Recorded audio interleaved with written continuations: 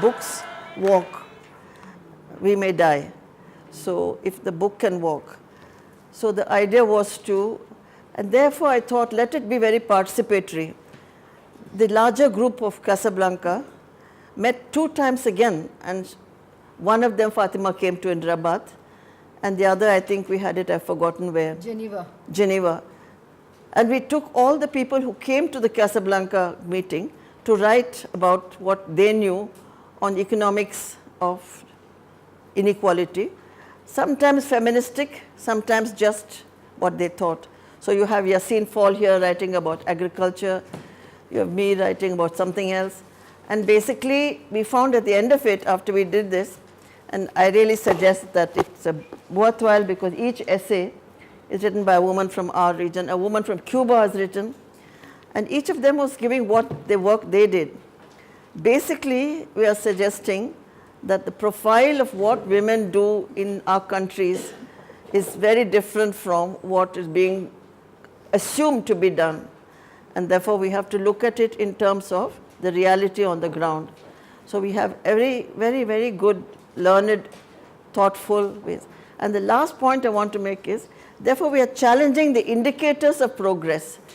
This is something I would really like students to look at, that progress is defined by the gross domestic product, you know, the way all of us are told, India is growing very fast, China is growing very fast, so-and-so is not growing, it's all GDP, gross domestic product, which is a summation of what you produce in industry, agriculture, and services. When you unpack that, you realize it's a mystery, it's a myth. It doesn't really reflect what is happening in the economy. So this is why we said that harvesting feminist knowledge, rebuilding and redefining progress.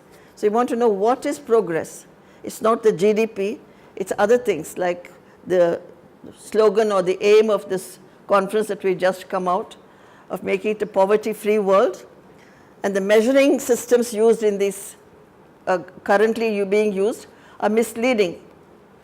So the measuring is misleading, the description is misleading, the suggestions are misleading, and the proposals are misleading. So this book contains diverse experiences. A woman from Japan, because you know Japan is growing very fast. It's one of the fastest growing earlier before China beat her. And you know women's position in Japan is terrible. They're over-dominated by men. So you have growth rate, and then you have this contradiction with what is happening to women. So that woman from Japan. Then the Cuban woman tells us how socialism enabled women to be almost equal to men in the economic domain, not necessarily in the domestic domain. So the different countries give pictures of not only gender relations, but how economic programs are affecting them. And therefore, we thought we'd call it, and therefore women too, redefine what is progress, count differently, and so forth. So I don't want to take much time because it's very late. I hope it will be useful for all of us. And maybe you can have some discussions later on what you've learned from this book. Thank you.